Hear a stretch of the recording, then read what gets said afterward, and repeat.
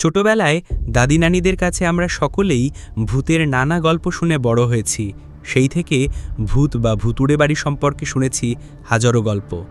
আধুনিক পৃথিবী যেভাবে ভূতপ্রেতের অস্তিত্বকে অস্বীকার করে চলে, সেখানে পৃথিবীর প্রায় সব দেশেই এখন অবধি ছড়িয়ে থাকা শত শত ভুতুড়ে জায়গা কৌতূহল জাগায় বইকি। তবে বাস্তবে হয়তো কখনো কখনো জনশ্রুতিতেই গড়ে ওঠে এমন অনেক ভুতুড়ে বাড়ি বা জায়গা। কোনোটিতে থাকে চমকপ্রদ রহস্য, যা এই জায়গাগুলোকে ঘিরে তৈরি করে ভুতুড়ে আবহ। আর এর কোনোটাই যখন শক্ত দলিল প্রমাণ দিয়ে বোঝা যায় না, তখনই জমে ওঠে আসল মজা। এরকমই কিছু জায়গা কিন্তু বাংলাদেশের নানা প্রান্তেও ছড়িয়ে ছিটিয়ে আছে, যা নিয়ে গা ছমছমে গালগল্প চলে এই স্যাটেলাইট আর ইন্টারনেটের যুগেও। আজ জানাচ্ছি সেরকমই একটি ভুতুড়ে বাড়ির গল্প। রাজধানীর ধানমন্ডি এলাকায় অবস্থিত এই বাড়িটি। সঙ্গত কারণে বাড়ির ঠিকানাটি একটু অজানাই থাক পাঠকদের কাছে। ওই বাড়ির সত্যতা জানার জন্য সেই বাড়ির ঠিকানায় হাজির হলাম ভর দুপুরে।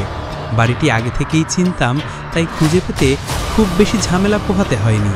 ঝামেলাটা হলো বাড়ির ভুতুড়ে গল্প আদৌ সত্য কিনা সেটা জানতে গিয়ে।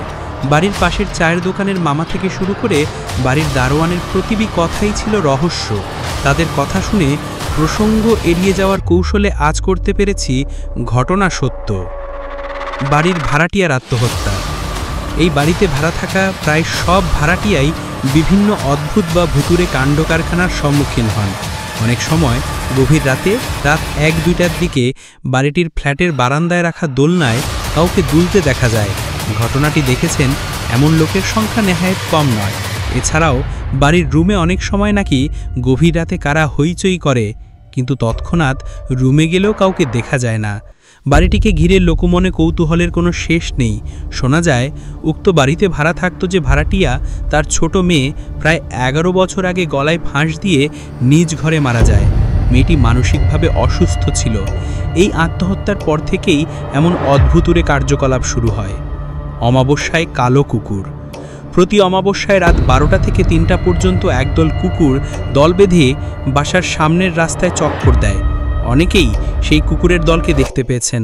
এটা আর নতুন কি, কিন্তু আশ্চর্যের ব্যাপার হলো তারা শুধুমাত্র অমাবস্যার রাতেই উপস্থিত হয় এবং সারা মাসে তাদের আর দেখা যায় না।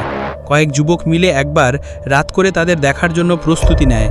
তাদের মাঝে 2 জন কুকুরের কামড়ে মারাত্মকভাবে আহত হয়। যুবকদের প্রায় সকলেই একটি রেডিও স্টেশনের স্বীকারোক্তি দেয় যে সেই সব কুকুরগুলো কালচে বর্ণের ছিল, কারণ অন্ধকারে তাদের স্পষ্ট দেখা যাচ্ছিল না। তারা একটি ছন্দ মিলিয়ে এক লাইনে হাঁটছিল এবং তাদের প্রত্যেকের চোখ থেকে এক প্রকার নীলচে আভা বের হচ্ছিল। ঘরময় হাঁটে হলুদ কাপড়ে কেউ। মাঝরাতে কোনো এক রুমের সামনে দিয়ে নাকি রাত 12টার পর একজন বউকে হেঁটে যেতে দেখা যেত, যার পরনে থাকে লাল পাড় দেওয়া একটি হলুদ শাড়ি।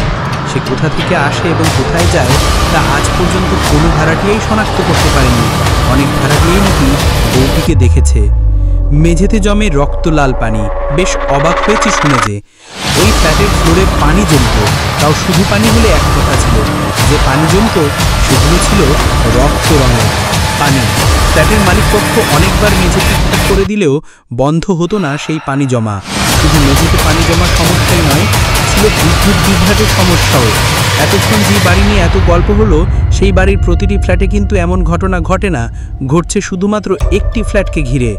সেই ফ্ল্যাটে এখন আর কোনো ভাড়াটিয়া থাকে না। মালিকপক্ষ এখন আর সেই ফ্ল্যাট ভাড়া দেন না। শেষে সেই বাড়ির দারোয়ানের একটি কথা দিয়ে শেষ করছি। ভূত মানতে গেলে দেখা যাবে আপনার সাথেও ভূত আছে। কথা শুনে মনে মনে হেসেছিলাম। রাস্তায় যেতে যেমন ভেবেছি, ঠিক লিখতে লিখতেও তেমনটাই ভাবছি। সত্যি আমার সাথেও কি তাহলে ভূত আছে?